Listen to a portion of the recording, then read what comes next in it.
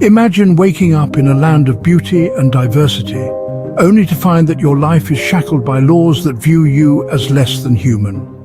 That was apartheid South Africa, a brutal system of racial segregation that tried to silence an entire population. But South Africans refused to bow. Through protests, bloodshed and unwavering resilience, they fought for their freedom. This is the story of that fight, starting from the roots of a proud, thriving land to the scars of colonization and the triumph over apartheid. South Africa wasn't always a divided nation. Today, we're diving into its long, complex history, from its ancient civilizations to the apartheid era, the fight for liberation and the challenges of modern South Africa. Let's uncover the truth about how a nation rose above injustice. The roots: South Africa, before colonization. South Africa was a land of immense diversity and culture long before colonization. Ancient South African societies like the Khoisan, Zulu and Xhosa thrived for centuries. These communities lived off the land, developed complex languages and built rich oral traditions. The Zulu, for example, were known for their military organization and ingenuity, while the Khoisan were some of the world's earliest hunter-gatherers.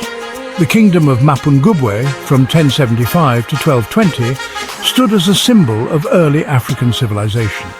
Mapungubwe, situated near modern-day Limpopo, was a powerful trading hub, where gold, ivory and glass beads were exchanged with distant lands like India and China. South Africa's strategic location made it a point of interest for explorers. By the 15th century, Europeans began sailing along Africa's coasts.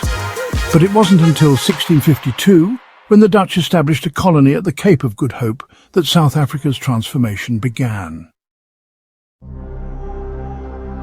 Colonization and the seeds of division. The Dutch East India Company established the Cape Colony in 1652. The Cape wasn't just a supply station, it became a site of permanent settlement. Dutch settlers, known as Boers, started farming the land, often clashing with indigenous communities like the Khoisan. The British arrived in the 19th century, leading to conflict between European powers. By the early 1800s, the British took control of the Cape Colony, abolishing slavery and imposing English laws. This sparked tensions with the Boers, who valued their independence and economy built on forced labour. The Great Trek, from 1836 to 1854. In protest, the Boers embarked on the Great Trek, moving inland to establish their own territories, the Orange Free State and Transvaal. But in doing so, they clashed violently with African kingdoms like the Zulu under King Shaka. Discovery of diamonds and gold in the late 19th century changed everything. The discovery of these precious resources turned South Africa into a battleground for wealth and power. Indigenous people were forced into grueling labour on white-owned mines, further entrenching racial hierarchies. Apartheid is born. The foundation for apartheid was laid after the Anglo-Boer Wars, which took place from 1899 to 1902.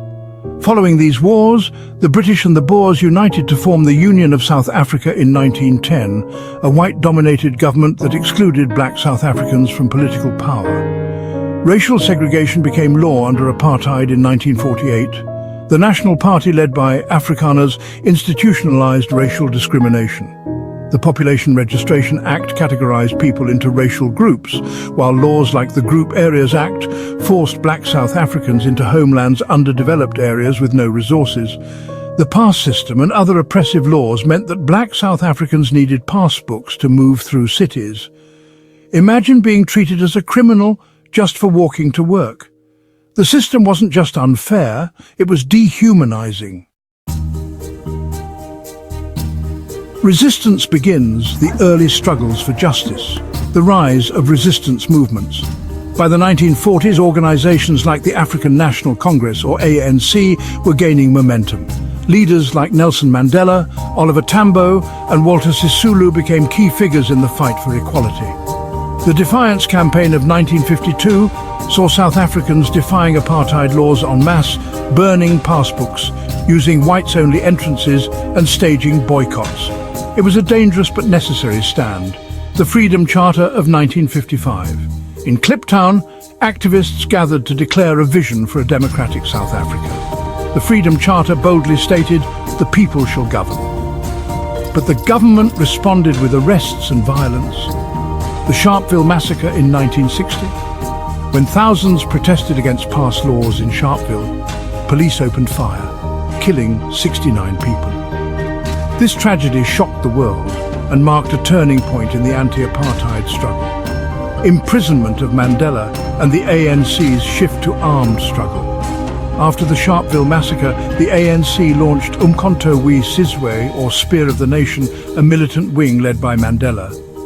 But in 1964, Mandela and others were imprisoned for life, leaving a leadership vacuum in the resistance.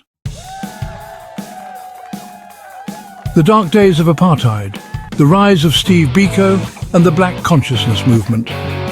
Steve Biko's philosophy of black pride and self-reliance inspired a new generation, but his activism cost him his life.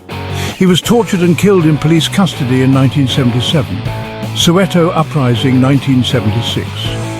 Students protested against being forced to learn in Afrikaans, the language of the oppressors.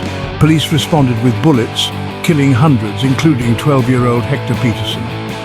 This uprising reignited global attention to apartheid. International pressure mounts.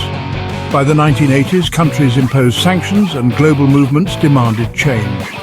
Music legends like Bob Marley and anti-apartheid songs like Free Nelson Mandela amplified the fight. The fall of apartheid, Mandela's release and negotiations. In 1990, Nelson Mandela walked free after 27 years in prison. His release symbolized hope, but the road to democracy wasn't smooth. Years of negotiations and violence followed. The first democratic elections in 1994, on April 27, 1994, South Africans of all races voted for the first time. Mandela became the nation's first black president, and apartheid was officially over. South Africa today. Reflect on the legacy of apartheid. The scars of apartheid remain. Economic inequality and racial tension still plague South Africa. But the resilience of its people is undeniable. They turned a system of oppression into a story of hope.